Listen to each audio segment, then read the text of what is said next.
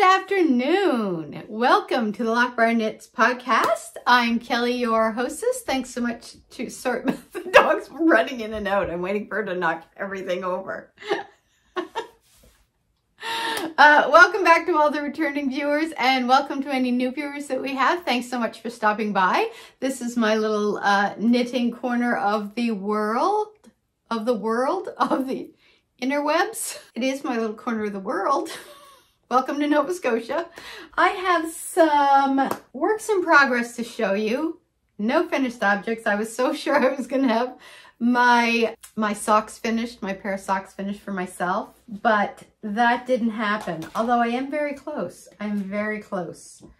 I have some fiber acquisitions to show you, as well as Lucille. And it's kind of hard to see, but I will show you her up close in a minute. I also purchased some fiber so I can learn how to spin, because I literally had no fiber, because I had no use for fiber, because I didn't have a wheel. Did I introduce myself? Hi, I'm Kelly. All over the place already. We're right on track. So where to start? You know what? Let's start with the socks that I thought I was going to have finished. I'm on my second sock. I have the first one done. These are my just plain old vanilla socks, which is my favorite. Oh gosh, I'm not even, I thought I was further along than I was. I thought I was almost at the toe. That might be the other pair of socks then. Okay, I've just finished the gusset shaping, and I'm using the cinematic mode on here, so we'll see how that goes. So this is literally as far as we've gone. So yeah, so this is the Fleece Artist National Parks colorway. It's the one for the Quebec Park, which I cannot remember the name of, and probably butchered the pronouncing of it if I did. It begins with an F. There's a U in there somewhere. I'll put it down below. But I love the colors in this. I mean, oh, look at it. The colors are beautiful. I don't like wearing purple like up around here, but I love it in accessories. I love it in accessories. So this is, I'm really gonna try to have this done by the next podcast, I swear. I just got a little sidetracked with the wheel and then a couple of other projects, but I did put a lot, being a relative term here, of work on my sister's sock. So she takes a size 7.5. I had to double check. I thought it was 7, so it's a good thing I did check. And I probably have, I'm gonna guess maybe like this much more to go. And that's her first sock. So I did finish kind of the gusset shaping and then got some of the foot done. And that's really, this is based on the loose sock pattern by Casual Fashion Queen, just this part. And then I flip over and do my regular vanilla sock pattern that I like. And it seems the heel flap gusset seems to be what fits everybody in my family the best. Everybody I knit socks for anyways. So those are just kind of two on-the-go projects that should be done by now. They're not. This one is Free Your Fade by Andrea Mowry, and I'm knitting this out of Knit Picks Upcycle Alpaca. So I'm knitting it with, this was the first color.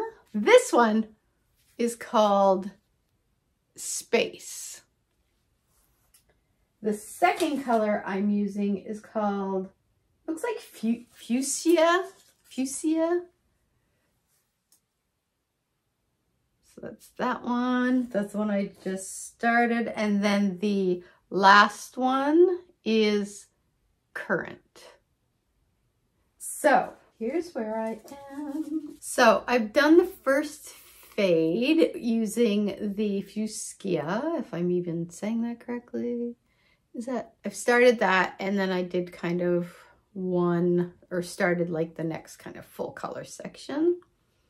And then I sort of lost a little steam on this. I think I was sort of craving something that was a little more, I've been craving something that's a little more complex. And I know I'm going to regret that.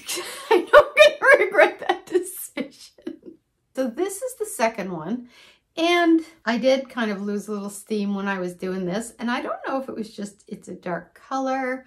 I'm not a huge purple fan, like I said, and this is kind of in the purple family. Although it's almost more of an aubergine end of the spectrum, which I like. But I think I just started losing a little steam. I do have a new stitch marker. I'll show you the other one I have. Let's see if I can. Oops, stop moving. So these are from a maker in PEI, and I think it's called Gentle. Is it called Gentle Island? Forgetting now. I'm gonna put a link to her shop down below because she's got some really, really nice stuff. Yeah, so I haven't really worked on this much at all this week. This is sort of my go-to shawl pattern. It's a really kind of easy, good, mindless knit. So I do like having something like that on the needles that isn't a sock. So I don't know whether or not I'm going to gift that one.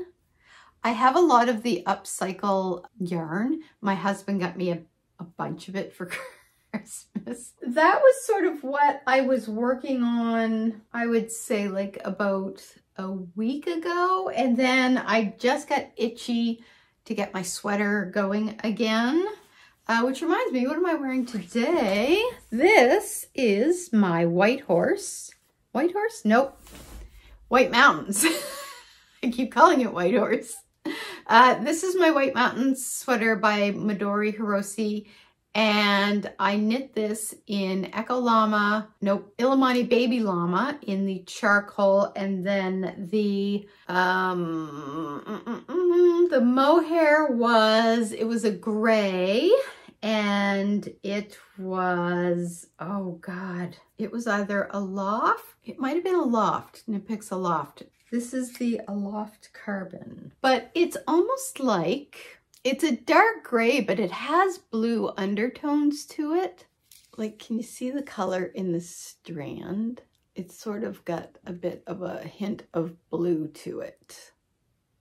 So I hadn't been putting any love into my second classic sweater. I got about, I think, 4 inches on the neck done, and then I just kind of ran out of steam for some reason. I don't know why, but I did pick it up again this week, and I am motoring right along. So I have now, and I can't stretch this out too much, and I have another of the stitch markers. That one's a little fox. I was like to about here the last time. So now I've knit down. I am, I think, a few rows down, or a few rows away from, I did have to stop. There's a section where you're doing the short row shaping that I kept messing up on just because of the way they worded it. So I had to go in, and I'm just going to show you, and this is a free pattern, so I'm not worried about giving anything away here. But what I had to do was color code here, like anywhere the markers were. I color coded where it said slip marker and which marker it was. And then I matched up the colors of where the stitch marker was in the pattern with the same color that I colored it in onto things, so that when it was saying you have to get, oh my God, my glasses are so dirty. You have to get to this point and then do this. Like, I would know exactly where I was just because of the way it was worded. It was like knit to the raglan marker. And I'm like, well, okay, technically, like there's 2 raglan markers. Which way am I going? And because it was the short row shaping, I was kind of getting directionally challenged with the which way I was supposed to be going and which raglan marker they were talking about. So I color coded it, and that fixed everything. I am basically doing like this section here where you're doing the raglan, and I have one 4-row section left. Oh yeah, so I've got about 7 rows to knit doing the raglan shaping, and then I just have to do the splitting for the sleeves and the body, like, and then it's just going to be straight knitting, which is going to be lovely. Just Body Island, which I know I just said I was in the mood for something more challenging, which I don't know why, because work has been like extremely stressful, and I think it would probably just be better if I stuck to easy stuff. But I found once I kind of got back to doing the sweater, that sort of filled that need to be, I don't know, like just working on something, I think, a bit more substantial than just a pair of socks and, you know, or a shawl that I've knit probably about 5 times so far. So this is, like, look at the colors in this. Isn't this beautiful? I have to say, I love this. So I am knitting this out of Illimani Echo Llama in the caramel colorway. And then I'm pairing that with Good Fibrations Spring Frost. Like, look at the colors in that. Isn't that lovely? So this is the mix. And then this is just the beautiful knit fabric you get out of that. Like, look at that. I wish I had started knitting this sooner and not set it aside when I did, because we're in March. Today's March 10th or 11th, and I don't know how much time I'll have to wear this. I don't think I will have much time at all, but I mean, once I get on Body Island, that's where the fast knitting starts. The sleeves take no time at all. I just use my shorty, so I'm just like, it's just like knitting a tube in a circle. So that's not going to be a problem. But yeah, I do wish I had maybe jumped on it a little faster. I don't know what sweater I'm going to knit next. Midori Hirose is bringing out a finger weight version of this sweater, which I love. And I'm tempted to maybe do that, but there's also, what was the other one I was thinking of? One thing I was thinking is I have 4 skeins of wool local, which I love. Now, I knit my first super simple summer sweater out of this, and there was part of me thinking, I wonder, maybe I'll do another super simple summer sweater out of this. But I just finished knitting another super simple summer sweater, and I'm kind of over stripes right now. Like, I'm striped socks, sure, but I'm over the striping my sweaters right now. I don't want another striped sweater. So what I was thinking is I would just do a basic raglan, but I would color block it. So I would put this up top and this on the bottom. So I would basically knit like to maybe here on the sleeves and match that across the, if I had it kind of cut across, maybe across here, and then the rest would be in the green. And then worst case scenario, if I do feel like I'm running out of one, like if I'm running out of this because this part might be a little longer than this part, then what I can do is do the cuffs and the ribbing on the bottom out of this. So what I might do is just kind of look around for a fingering weight classic raglan sweater, because I do like the raglan sweaters. I'm not a big fan of the idea of knitting set-in sleeves because I really am not good at picking up stitches. It's just, that's not my superpower. All right, let's put these back.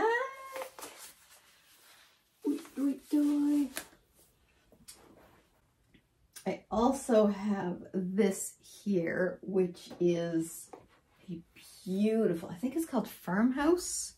Farmhouse, I took my glasses off. This is also fingering weight. Yeah, Farmhouse Heather in the Stroll Tweed by Knit Picks. I love this. So I really want to use that soon. So much yarn, so little time. So that's pretty much everything I have on the go that I've been working on. There's some languishing whips like my half and half wrap and a couple other pairs of socks. Let's talk about Lucille.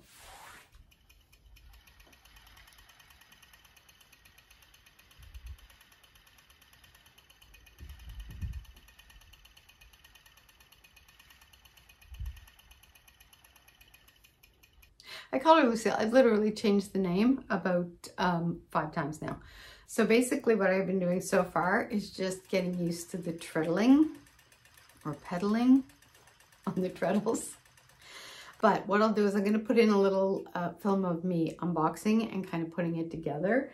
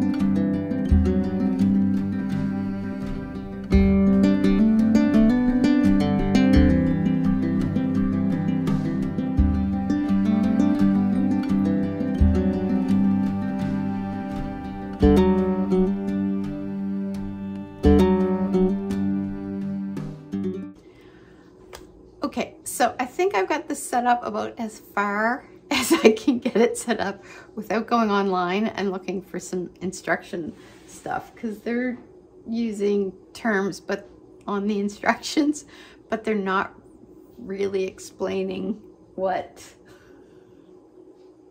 it is in relation to this. So I'm not like 100% sure exactly what I'm supposed to be doing. I do know, I think I'm like about 93% sure I've got everything set up here correctly, but I think I'm missing something. Like, I don't know if this is supposed to go in here. I don't know. So I'm going to see if I can find something online that explains it a little better. Then we'll take it from there. Stay tuned for part 2.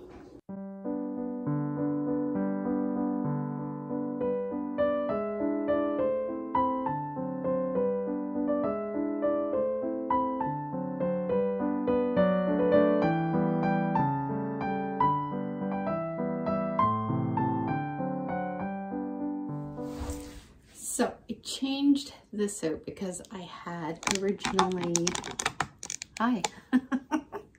originally had like just a sock yarn in there, and they said that wool is better because it's a little more grabby for your leader. So I switched it out. This is some old wool of the Andes, non-superwash wool that I had. So that's it, setup complete. I'm not 100% sure how all the extras work. One is a plying wheel, head, sorry. This is the plying head. So I guess this is what I use when I'm going to be plying the yarns together, because I'll be spinning singles and then plying it using this somehow. I don't know how. That's future Kelly's problem. And this is the Fast Flyer. I don't know what that does. The Lazy Kate, I think that's called. Yeah, Lazy Kate and bobbins. I do have this set up so that I can start getting used to the treadle. Everything that I have heard has said before you attach your fiber, kind of get used to treadling and getting a feel for how much tension you need on it. This is as much as I need done, I think, at this point. I'm going to kind of get used to treadling and getting a sense of how much spin I have to, or how much speed I need to use or not use to get this to feel like it's going to be plying evenly and not get all twisted and stuff. Yeah. And I went to the loop yesterday and I'm at the cash register and I'm ringing in the fiber that I purchased, and somebody comes in and recognizes me from the podcast. So I was so stunned that I was literally speechless. And then as I left, I was like, oh my God, I completely forgot to ask them their name. And I was like, I probably should have talked to them for a few minutes, but I was just, my mind was just like, so I'm sorry that I did not ask you your name if you're watching today, but please put a note down in the comments below and let me know. And thank you so much, because you literally just made my week. Like, I had a crappy week and that just completely improved it immensely. So thank you. That is literally the first time that has ever happened. It may be the only time that happens, but sorry for my lack of social skills.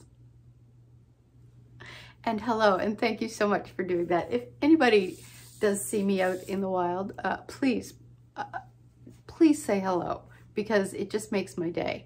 And I promise the next time I will try to be more verbose and actually ask you your name and spend a few minutes speaking to you, unlike the last time. So my apologies for not staying and chatting.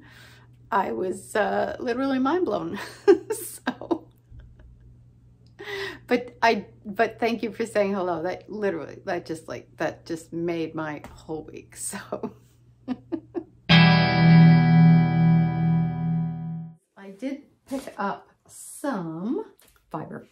So these are 100 grams each, and this is going to be what I use to kind of get used to the whole thing. So I'm going to use this. This is like 100 grams of this, and then there's 100 grams of the orange. And I think this is going to be a good practice yarn. I also went on Craftsy and there's a class there by JC something Fulton. I'll put the information for that down below. She does a magazine called, it's not Ply, is it Ply?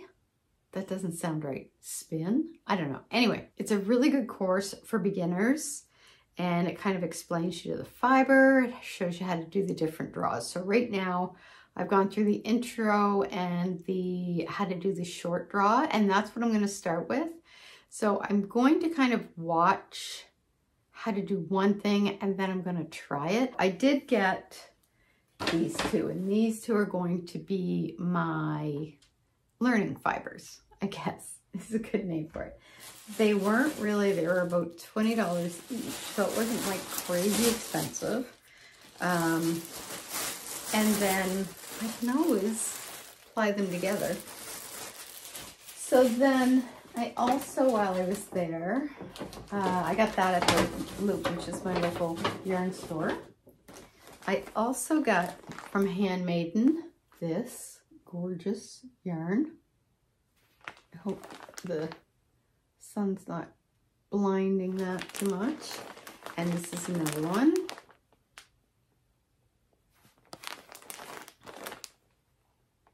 Aren't those beautiful? So these are going to be my reward for learning. Also, these are carded, and those are, I'm forgetting the terminology for it. This will be good for learning how to be carded. The other thing I got, and this was from Fiber Arts or Fiber Crafts in Canada. I'll put it below. But these are like 19 micron. I don't know anything about microns yet. But I have a feeling these are going to be kind of maybe more like, I don't know if it means like fingering weight, because there was like 19 and there was like some in the 20s, and then there was, I think, actually one that were less than 19. But I got these different colors. So this is steel, and this is wine, and fox, and olive. So these are really pretty. And these ones were all merino wool roving. And then I bought these ones, which were fruit salad and melba, peach melba. And these were the Corriedale ones. Actually, like, look at the colors in that. Isn't that pretty? It's crazy. It does look like fruit salad. And then this one was peach melba. These are Corriedale wool, because I wanted to try like different wools as well. And I heard Corriedale was a good one to start with as well. So, there's that. And then I had these little kind of 6-packs. And, oh, there it is, Fibercraft. Fibercraft. This was their Sweet 16s color pack. So there's 16 microns, and altogether this makes 100 grams. And this color pack was neutral. So let's just show you.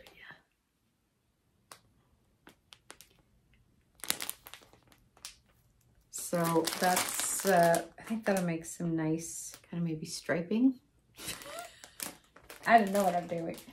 I did also order a couple of other fibers that haven't arrived yet, but I feel like this weekend I'm going to take some of my learning roving over there.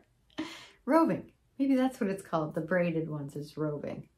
I think that might be right. Anyway, because I do feel like I'm ready to start beating it through.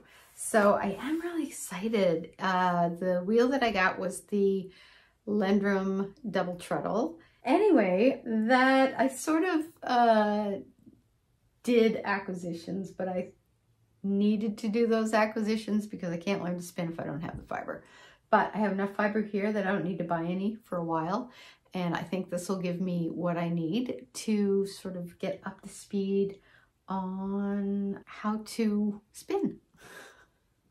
So that is pretty much everything that has been going on. We had a big old snowstorm about a week ago, so we have a whole bunch of snow on the ground. It was like there was a lot of snow down, and it's starting to melt, but it's still there, which I love winter, but I'm sort of feeling ready for spring.